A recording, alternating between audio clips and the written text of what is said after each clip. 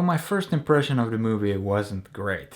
Almost everything about it rubbed me the wrong way. I didn't like the way it was shot. It didn't look that great to me. There was this kid narrating, which I didn't like either. So we are not off to a great start here. I basically just didn't like any of the artistic or creative choices they made. Well, as it turns out, the style kinda grew on me. It really did stop bothering me after a while. And the movie actually has a pretty intimate feel to it, which can be both good and bad. And there's a few really great shots in this too. And I like the color palette. It has a lot of these kind of dull, but sort of warm colors to it. And the whole movie has this kind of naturalistic feel to it. It doesn't feel overproduced. In fact, it feels a bit underproduced a lot of the time, which was a bit of an issue for me. I think it's mostly a choice, not a question of competence. But I've just never been a fan of that kind of style. But it also incorporates one of the kids' drawings into these short animated sequences. And I thought that was pretty cool actually. So no complaints about that. And it's kinda integral to the story too. So good job on that front. It sorta also reflects what's going on inside the kid's head, which is good, since there's not that much dialogue in this, especially from the kids. No one really talks to them. And they don't really talk to anyone either. So you sorta have to look at how they behave to figure out what's going on. Anyway, I guess I should mention it's about 3 brothers. They're around 10 years old, and I'm guessing it takes place in the 80s. Their mom is a factory worker, and the dad works some sort of security job at a plant. And to describe their home life as dysfunctional would be an understatement.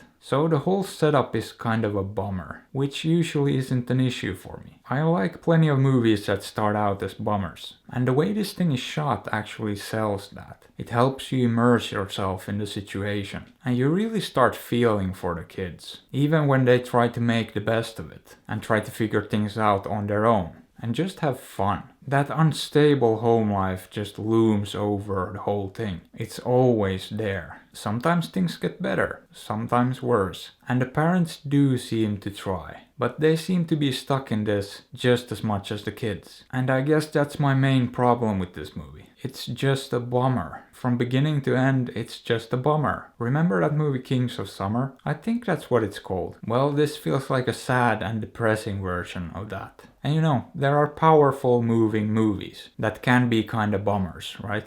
I don't mind those. But then there's these movies that are just bummers. And if the goal was to make me feel sad and bummed out, then good job, I guess. But that's not personally what I'm looking for in a movie. You can have those things in a movie, but if the whole thing's just that, no thanks.